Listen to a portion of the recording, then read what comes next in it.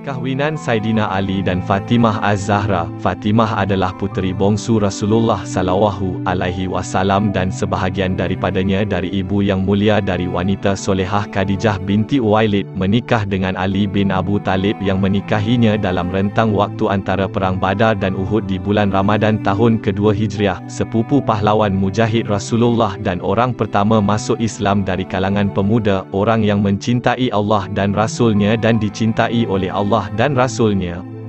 Allah memberi kemenangan melaluinya. Amirul Muminin adalah salah seorang Ulafa Rashidin yang dijamin syurga oleh bapa mertuanya. Inilah beberapa keutamaan suami yang dipilih oleh Fatimah, puteri Rasulullah sallallahu alaihi wasallam, yang menjadi rujukan baginya dalam memilihnya untuk dijadikan suaminya.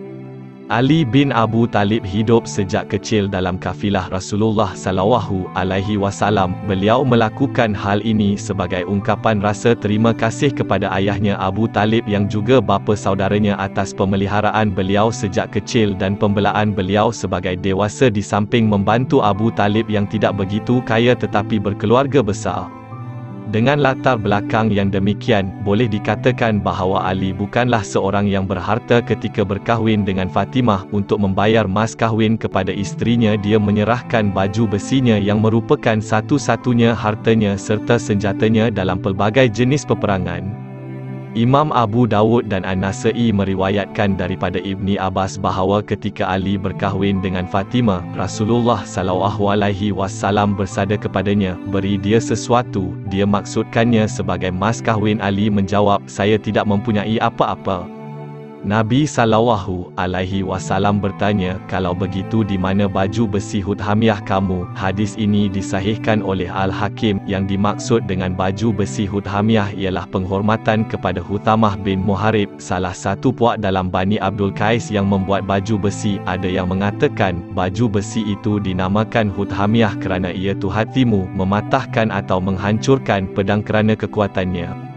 Seterusnya, bagaimanakah kehidupan suami isteri ini? Imam Al-Bukhari menggambarkan dalam kesahihannya sebuah kisah dari kehidupan Ali bersama Fatimah. Mohon pendengar menilai dan membuat kesimpulan selepas mendengarnya. Diriwayatkan dari Ali bin Abu Talib bahawa Fatimah mengadukan beratnya penggiling kepada Rasulullah sallallahu alaihi wasallam yang meninggalkan bekas padanya. Pada saat itu Rasulullah sallallahu alaihi wasallam sedang mendapatkan seorang tawanan perang. Fatimah pergi menemui Rasulullah sallallahu alaihi wasallam tetapi dia tidak bertemu dengannya. Ketika bertemu Aisyah, Fatimah mengatakan niatnya kepada Aisyah. Ketika Rasulullah sallallahu alaihi wasallam dia pulang, Aisyah melaporkan kedatangan Fatimah kepadanya. Ali berkata, "Rasulullah sallallahu alaihi wasallam datang kepada kami semasa kami bersiap untuk tidur. Saya hendak bangun, tetapi dia berkata, 'Tetaplah di tempat kamu berdua.' Kemudian dia duduk di antara kami, sehingga aku merasakan kesejukan kakinya di dadaku. Dia berkata, 'Maukah aku ajarkan kepada kamu berdua apa yang lebih baik daripada apa yang kamu berdua minta kepadaku? Jika kamu berdua hendak tidur, bacalah 34 kali, bertasbih 33 kali dan bertahmidlah 33 kali. Dia lebih baik bagi kamu berdua daripada seorang hamba.'"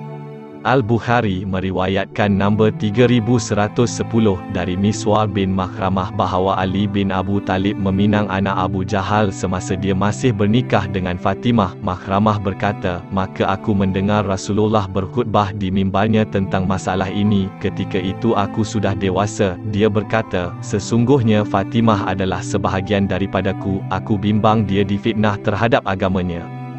Kemudian Nabi menyebutkan hubungan rumah tangganya dengan Banu Abdu Syams. Baginda memuji mereka dalam hubungan perkahwinan itu. Dia berkata, "Dia bercakap dengan saya dan dia bercakap benar kepada saya. Dia berjanji kepada saya dan dia menunaikan janji itu. Sesungguhnya aku tidak mengharamkan yang halal dan tidak menghalalkan yang haram. Tetapi demi Allah anak Rasulullah itu tidak akan bersama anak-anak musuh Allah selama-lamanya."